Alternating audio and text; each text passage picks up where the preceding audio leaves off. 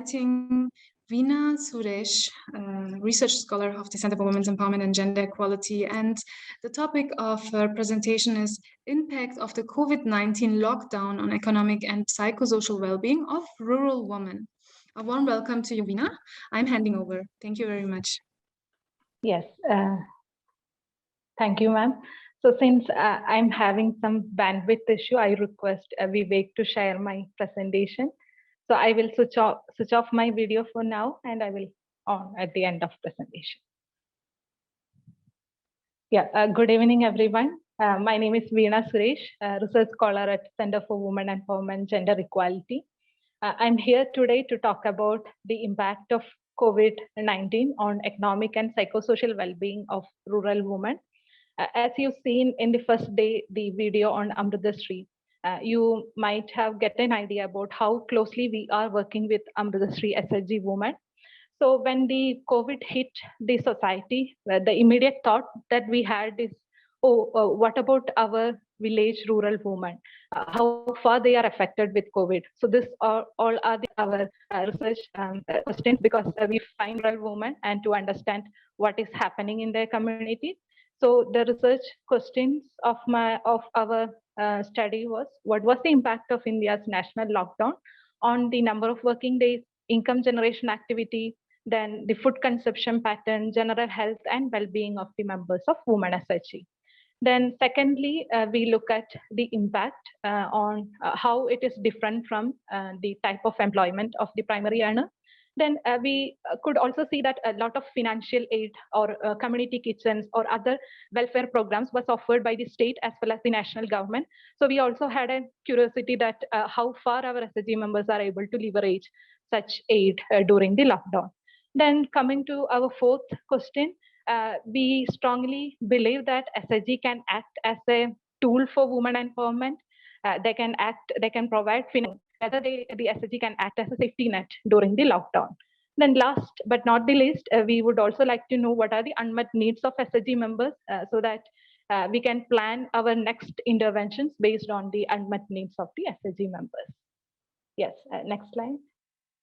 Yeah, so our approach was, we have designed a quantitative survey design, and the setting was distributed across India, and we have women representatives from 16 states of India and around a sample of 1,319 women. And we have designed a structured survey design, and it was designed and validated by the research scholars of Amrita as well as research scholars from Delhi University. Next slide. Yes, I don't know whether I could say it is a unique approach, but I would say this is the only option that we had, especially during the pandemic, the telephonic survey, because the possibility to have a direct survey is not at all possible. So we have trained our MSW students to conduct how to collect data through telephonic survey. And again, we are also very strong at keeping the ethical guidelines while we follow the telephonic survey. So we have taken the informed consent of the woman, and we have interviewed the women who have given the consent, and we are also referred the women who have showed some kind of distress, like if the woman says that they are not well or their mental health was not well during the survey process, then we immediately refer them to the mental health helpline that we had in our university. And one of the goals was to understand what is the impact of COVID, and what are the possible interventions that we can plan according to the impact to reduce the impact that was caused by the pandemic. Yes, next slide. Yeah, so I'm moving to the key findings. Based on our first research question, we understood that the COVID-19 lockdown directly impacted the employment status and income of every household, and number of working days have reduced. And we could also see a change in a pattern of food consumption, because a lot of you might be aware, the BPL families are getting free of rations during the period of lockdown, but the only food that is available is the staple food, which may not be high nutritious content food. So then there is a possibility that this kind of group may face some kind of nutritional deficiency after the lockdown, because we identified that the consumption of fish, meat, milk, and egg have reduced during the lockdown. So otherwise, they are using it on a weekly basis or after 2 days. But due to the lockdown, for some families, it is not available. On other families, it is available, but since it is very high cost, they are not able to buy it due to the income decline that they had. And we found their general health was okay. But one of the limitations that we face is since it is a telephonic survey, they may they can say that their health is okay, because in the initial days of lockdown, people had the fear that if they say that they have some health issue, the government will take them or ask them to go into quarantine. So because of that fear, they might misreport the cases of their status of general health. And we also understood that the pandemic partially affected the mental health of women. Yes, next slide. Yeah, and about our second research question, the impact was different depending on the type of employment. As you see in the graph, we could see a tremendous increase in the people who are working on their own farm in the outside Kerala. And we could see that manufacturing at home has increased in phase 2. In the Kerala respondents. And we could also see that the fisher community was worst affected because the fishing in the initial phase of the survey, few of the members are able to go for fishing, but when it reached to the phase 2 of the survey, they have reported that they are not able to go for fishing, and their fishing areas were banned due to the COVID restrictions on social distancing. Then daily wage laborers, daily wage non-agricultural laborers, all those employment were affected. And initially we had, before this survey, we had an assumption that the Manrega, the employment guarantee scheme that was offered by our national government, will support this kind of rural women in this time of pandemic. But we could very rarely found that very less number of respondents were involved in Manrega work. So I would say we have to think of other possibilities of how can we incorporate such kind of employment guarantee scheme for the rural areas in future. Yes, next slide. Yeah, and you all might have read about the different kinds of aid offered by national as well as state government. Since I am from Kerala, in the initial days of lockdown, I was very proud because I could see the case studies of Kerala government acting very positively on COVID rehabilitation and COVID relief work. But when we had this survey and when we reach out to this rural woman, we understood that very less people are benefited from such kind of aids. Maybe one reason might be it may not reach to them on at the time when they need it.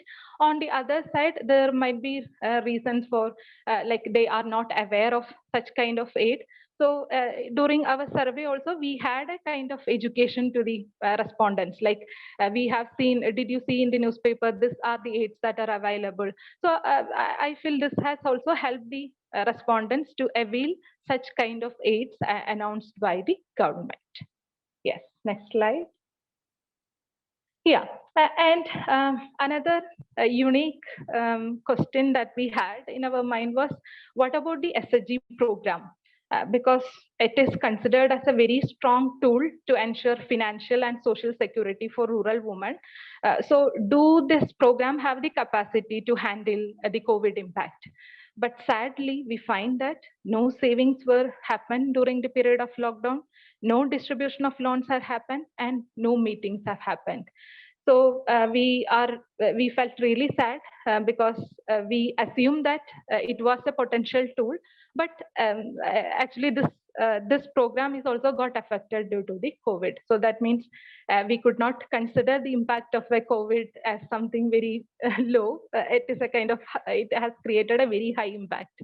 And we also had an assumption that since the SHG members are in and around, like they are from the same community. So we assume that they can meet each other, but they say in their community, the COVID protocol was very strong and the social distancing. So because of that, they could not meet. And some SHG they have met, but even if they met, they could not mobilize savings because in all the household, they don't have any kind of income. So without income, they could not mobilize savings, right? So it is obvious. So these are the things that we observed in the SHG program.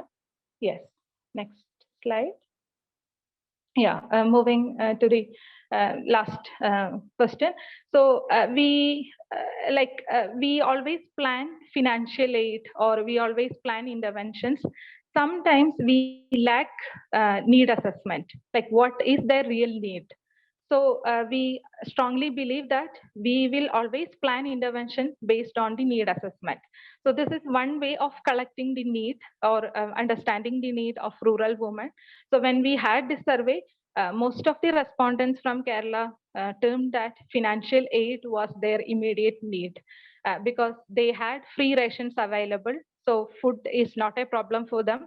And they had community kitchens available in and around, and they had also kind of sharing each other. So food, most of them mentioned food was not a problem for them, but they need financial support to buy medicine because some of the respondents might have cancer patients or bedridden patients, palliative that they have mentioned. But when we had an interaction with the outside Kerala people, we understood that most of them have raised issue on like they could not meet their basic need. That means they had more problems related to getting basic food, and I guess the availability of ration might be affected. And for us, we had a clear distinction on Kerala respondents and outside Kerala because we found that most of our Kerala respondents are from semi-urban areas, and outside Kerala people are from very remote rural villages. So that is why we had a distinction, and we understood their need is also different depending upon the socio-demographic area that they are coming from. Yes, last slide. Next slide. Yeah, so we have attempted to describe the impact of first lockdown in rural India in 2020 with an emphasis on women from improvised households. And the findings of the study can enable the potential stakeholders in the field of rural development to better plan interventions. And we also feel that better if we can create better preventive actions, then we can ensure the social and financial security of this population in the upcoming disastrous events. And I am very happy to say that our parent organization, Mada Amritandamai Math, has offered financial aid to the SHG movement immediately after the survey. And I strongly feel right interventions at right time will change lives of people. Yes, thank you. Thank you very much, Veena, for this very interesting presentation.